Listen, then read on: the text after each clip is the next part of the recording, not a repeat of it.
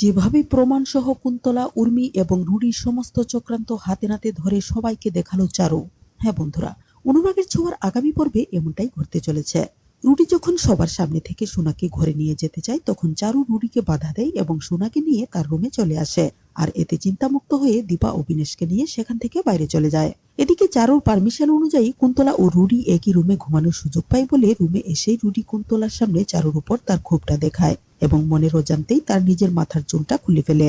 কুন্তলা বলে, ভেবো না রুডি, চারুকেও আমাদের দলে নিয়ে আসবো। এমন সময় ঘরে আলো দেখে ছোট্ট লাবণ্য এগিয়ে আসে রুমের দিকে এবং দরজা ফাঁক করে কুন্তলার সাথে রুডিকে দেখেই চিৎকার করে ওঠে। কুন্তলা লাবণ্যর কাছে আসতে চাইলে লাবণ্য দৌড়ে সেখান থেকে পালানোর চেষ্টা করে। এমন সময় সূর্য চলে আসাতে লাবণ্য সূর্যকে জড়িয়ে ধরে। কুন্তলা লাবণ্যকে নিয়ে যাওয়ার চেষ্টা করলে সূর্য তাদের ধমক দিয়ে লাবণ্যকে নিয়ে তার রুমে চলে আসে।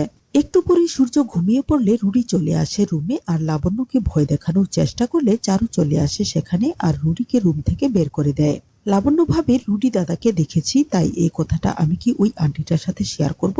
কিন্তু চারু দীপার নামে সবসময় দোষ দেয় বলে লাবণ্য ভাবে, না, এই আন্টিটাও ভালো না, উনাকে এসব বলা যাবে না।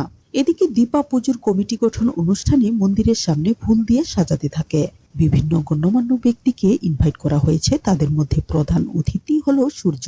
সূর্যকে বাড়ি থেকে বের করে আনার জন্য এই বুদ্ধিটা দীপাই করেছে।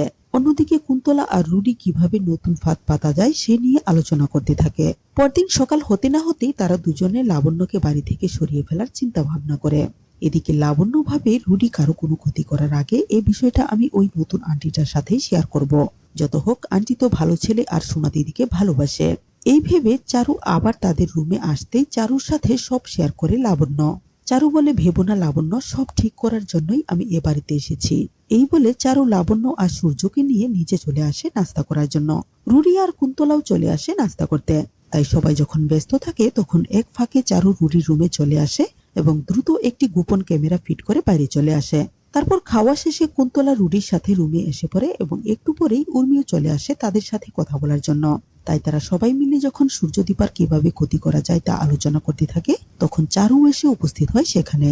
চারুকে দেখে খুব খুশি হয় কুন্তলা, কারণ চারু তো দীপাকে অপছন্দ করে। চারু তাদের তালে তাল মিলিয়ে কৌশলে ক্যামেরাটা নিয়ে বাইরে চলে আসে আর দীপাকে ফোন করে বাড়িতে আসতে বলে। দীপাও চলে আসে বাড়িতে। তারপর চারু সবাইকে ডেকে নিয়ে আসে আর ক্যামেরাটা মোবাইলে ফিট করে একটি বড় পর্দায় সবাইকে দেখায়। ভিডিও দেখে বাড়ির সবাই অবাক হয়ে যায় আর দীপার প্রতি সমস্ত ভুল ধারণাগুলো ভেঙে যায় সবার। তো বন্ধুরা, তোমরা তো এটাই চাও, এভাবেই যেন কুন্তলা, উর্মি ও রুডির সমস্ত চক্রান্ত ধরে ফেলে চারু, সেই সাথে এদের কঠিন শাস্তির ব্যবস্থা করে। জানিয়ে দাও কমেন্ট করে। ধন্যবাদ।